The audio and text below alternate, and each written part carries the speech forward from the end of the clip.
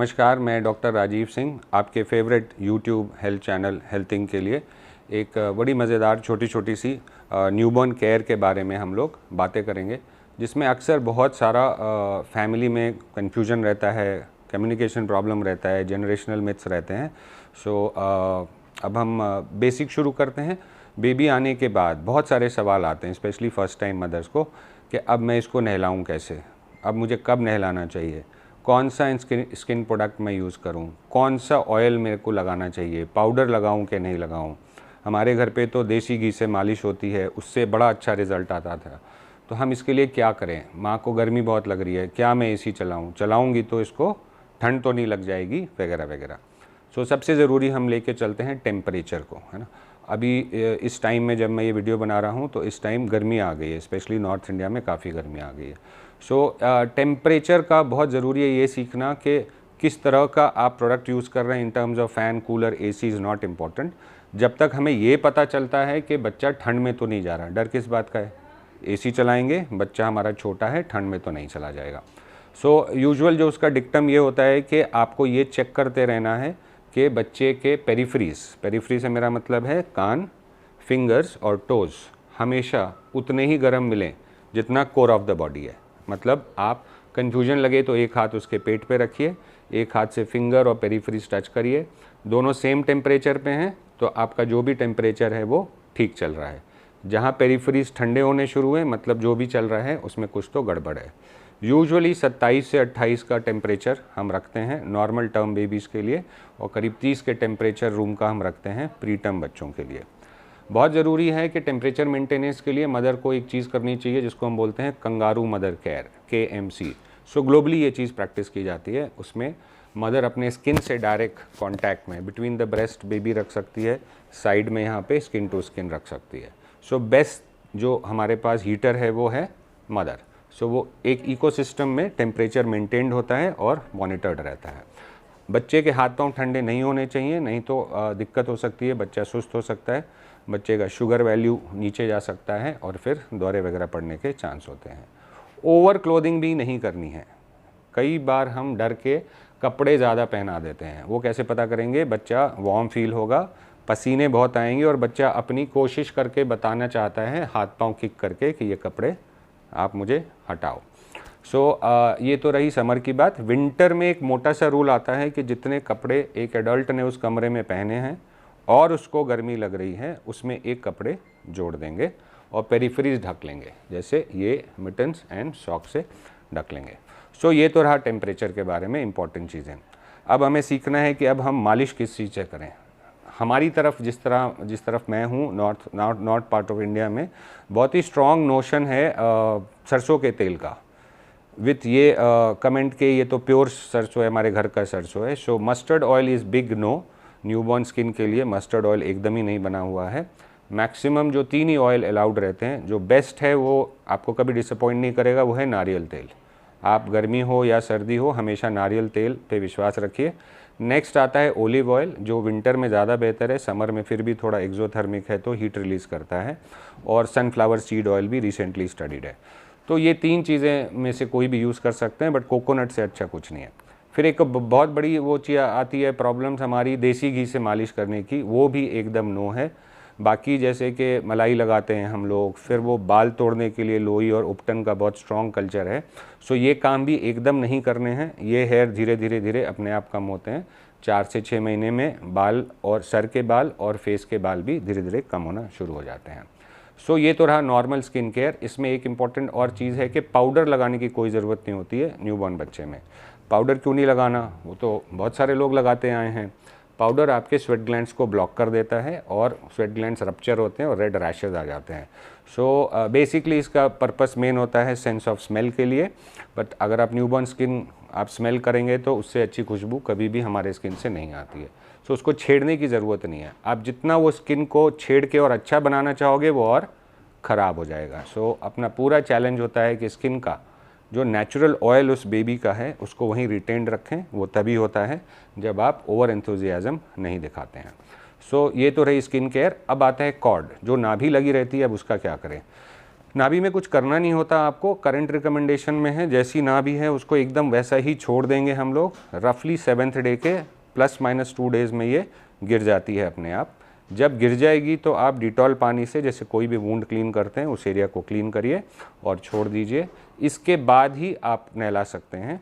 कई बार उसके अंदर ऑयल या हल्दी या ऐसी कोई चीज़ें डालते हैं, वो सब बिग नो है, अंदर कुछ भी नहीं डालना। सो कॉर्ड गिर गया, क्लीन किया और उसके बाद नहलाने की चीज़ की जा सकती है। अब जो स्किन प्रोडक्ट्स यूज़ करने हैं वो यूजुअली आपको 2 वीक्स के बाद यूज़ करने हैं। मैं ब्रांड का नाम नहीं ले सकता, बट बहुत सारे स्किन के लोशंस हैं, लिक्विड फॉर्म में ही सोप आपको यूज़ करना है और मॉइस्चराइज़र यूज़ करना है। नारियल तेल भी एक बहुत अच्छा मॉइस्चराइज़र जैसा भी काम करता है। सो ये तो रही हमारी स्किन केयर। अब हम सीखते हैं कुछ चीज़ें, ये ध्यान से समझना है, जो नॉर्मल है इस एज ग्रुप में, न्यूबॉर्न एज ग्रुप में, जो यूजुअली बाकी बच्चों में आप देखोगे तो एबनॉर्मल लगती हैं। सो अगर हम ऊपर से नीचे अगर देखें तो बाल में कई बार देखें कुछ पपड़ी सी जम जाती है, जिसको हम क्रेडल कैप बोलते हैं। हार्मलेस चीज़ होती है, कुछ करना नहीं होता। इसमें एक ये चीज़ आती है कि ऐसे बच्चे जिनमें क्रेडल कैप आया है उनमें आगे में एलर्जी होने का चांस ज़्यादा होता है। ये कॉज एंड इफ़ेक्ट नहीं है कि पपड़ी जमी तो आगे एलर्जी हो जाएगी। ऐसा पाया गया है कि ऐसे बच्चे जो एलर्जिक थे उनके सर पे पपड़ियाँ देखी गई हैं। सो कॉज एंड इफ़ेक्ट नहीं है, एक एसोसिएशन है बस। फिर आते हैं दाने। स्किन पे दाने को बहुत चेस करते हैं हम, यहाँ पे रेड हो गया, उधर पे रेड हो गया। सो ट्रांजिएंट माइग्रेटरी रेड रैश, थोड़ी देर के लिए कभी यहाँ कभी वहाँ लाल लाल से दाने दिखने नॉर्मल होते हैं। नाक पे आप देखोगे वाइट वाइट डॉट्स होते हैं, वो भी एक नॉर्मल फिनोमेना होती है। सो स्किन के रेड रैशेज़ में कुछ नहीं करना, जब तक कहीं पे पस नहीं नज़र आए आपको चिंता नहीं करनी है। अब हम देखते हैं 3rd to 5th डे के आसपास देखोगे आप जॉन्डिस आता है बच्चों में। वो एक अलग ही मुद्दा होता है डिस्कशन का, बट एक उसके लिए भी मैंने वीडियो बनाया है तो वो भी आप देख सकते हैं, उसके बारे में सारी जानकारी है वहाँ पे। फिर आपको देखना है फीमेल्स में जेनाइटल एरिया से 2 चीज़ें एबनॉर्मल लगती हैं आपको। एक वेजाइनल में स्पॉटिंग होती है जैसे पीरियड्स में होती है, जो नॉर्मल होता है, और एक थिक वाइटिस डिस्चार्ज भी आता है, तो वो भी नॉर्मल होता है। निप्पल पे आप देखोगे बहुत बेबीज़ के तो प्रोमिनेंट निप्पल्स होते हैं, तो कई बार उसको विचेस मिल्क बोल के एल्डर्स कई बार या दाई या जो मेड आएंगे वो उसको दबा के निकालना चाहती हैं। सो वो काम भी एकदम नहीं करना है, नहीं तो वहाँ पे एब्सेस या फोड़ा बन सकता है, सो वो जगह इन्फेक्ट हो सकती है। बहुत ज़रूरी अब आता है पॉटी। बहुत ज़्यादा फोकस पूरे घर का होता है पॉटी कैसी कर रहा है। सो नॉर्मल जो पॉटी होती है उसकी ट्रांजिशन कैसे होती है, इनिशियल 2-3 दिन में देखेंगे ब्लैक पॉटी होती है जिसको हम मेकोनियम बोलते हैं। फिर वो चेंज करेगी, ग्रीनिश पॉटी होगी। 5th डे के आसपास हम देखते हैं येलो पॉटी आएगी। सो येलो पॉटी आ गई मतलब ब्रेस्ट फीड वाले स्टूल्स आ गए। अब यहाँ पे इंपॉर्टेंट पैनिक क्या होता है, 5वें दिन रफली आप देखोगे न्यूबॉर्न बच्चा 10 बार 12 बार भी पॉटी करता है। तो हमें ये लगता है कि अरे ये तो दस्त हो गई, ये तो फीड कर रहे हैं पॉटी कर रहे हैं, फीड कर रहे हैं पॉटी कर रहा है। सो ये चीज़ नॉर्मल होती है प्रोवाइडेड ब्रेस्ट फीड पे भी है। अगर हम ऊपर से दे रहे हैं तो इन्फेक्शन भी हो सकता है। दूसरा स्पेक्ट्रम इसका क्या है, दिन में 10 बार करना नॉर्मल। आगे आप देखोगे 5 दिन से ये तो पॉटी नहीं किया, परसों की थी अभी तक तो हुई नहीं, अब क्या करें, ये भी नॉर्मल है। सो 5-6 दिन पॉटी नहीं कर रहे हैं, दिन में 10 बार भी पॉटी कर रहे हैं अगर ब्रेस्ट फीड पे है। इसलिए मैंने बताया कि ब्रेस्ट फीड पे आपको पॉटी एब्डोमेन के सिम्टम्स ही भूल जाने, कोई टेंशन नहीं करनी है। फिर आता है कि बच्चे ने उल्टी कर दी। सो उल्टी और जो स्पिटिंग बोलते हैं रिगर्जिटेशन में डिफरेंस समझना ज़रूरी है, क्योंकि spitting is normal, multiple vomiting is abnormal. So regurgitation या स्पिटिंग में क्या होगा, कोने से यहाँ से अगर आप देखोगे ना 2-3 स्पून्स ऑफ मिल्क या कर्ड जैसा निकलता है हर बार। ये GER होता है, मतलब पेट से मिल्क का रिफ्लक्स आता है जो 2 से 2.5 महीने रहता है और उसके बाद ख़त्म हो जाता है। वॉमिटिंग कहाँ से होगी, सेंटर ऑफ माउथ से, और लार्ज वॉल्यूम होगी। और जब वॉमिटिंग हो जाएगी उसके बाद बच्चा तुरंत भूखा हो जाएगा और सारा दूध बाहर ही आ रहा है तो उसका वज़न और पेशाब दोनों चीज़ कम हो जाएंगे। सो इन तरीके से आप डिफरेंशिएट करेंगे कि साइड से थोड़ा थोड़ा दूध हर बार निकलना नॉर्मल है, यूरिन हो रहा है, बच्चा ग्रो कर रहा है, वेट गेन हो रहा है, तो ये सारी चीज़ों में कोई दिक्कत नहीं है। फिर आती है आपकी समस्या कि बच्चे का ना वज़न हमें कम दिख रहा है। सो कुछ वज़न कम होना is totally normal, which means 10 से 15% से ज़्यादा का वेट लॉस नहीं होना चाहिए। सो 3 किलो का बच्चा जो है वापस 3 किलो 7 से 10 दिन में पहुंच जाना चाहिए। 15% से ज़्यादा का वेट लॉस अगर हो रहा है, मतलब 3 किलो के लिए अगर एग्जांपल पकड़ें तो 450 ग्राम से नीचे नहीं जाना चाहिए बच्चा। मतलब वहाँ पे फीडिंग इश्यूज़ या कुछ प्रॉब्लम्स आ रही हैं।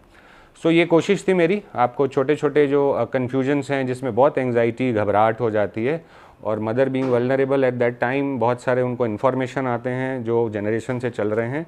सो इसमें आप थोड़ा सा कन्फ्यूजन मैं क्लियर करने की कोशिश किया। एक लास्ट पॉइंट ये भी है कि मदर के खाने से स्टूल आउटपुट का कोई कोरिलेशन नहीं है कि मदर को राजमा नहीं खाना, छोला नहीं खाना और ये सब नहीं खाना। सो ये सब चीज़ें नॉर्मल है। मदर को हेल्दी होम डाइट जो भी खाना चाहें खाएं, हमारी तरफ से कुछ भी मना नहीं होता। फिर एक गैस वाली भी बातें आती हैं कि गैस, बच्चे को बहुत गैस बनती है, तो ये गैस हमारी वाली नहीं होती, फर्मेंटेशन वाली नहीं होती, ये स्वॉलोड एयर होता है। जब बेबी ब्रेस्ट पे सक करता है तो सकिंग करता है, थोड़ा एयर लेता है, रेस्ट करता है, फिर सकिंग, फिर रेस्ट। सो ये मिल्क एयर होता है जो हम थाप दे के ऊपर से निकालते हैं, कुछ नीचे से निकलता है, उसमें कुछ भी नहीं करना है आपको, उसको भूल जाना है। So this is also normal. So और कोई आपके सवाल हो तो आप ज़रूर लिख के हमें बताएं। कोई स्पेसिफिक प्रॉब्लम्स हो तो वी विल ट्राई कि हम आपको उस पर रिप्लाई करें। आज के लिए इतना ही।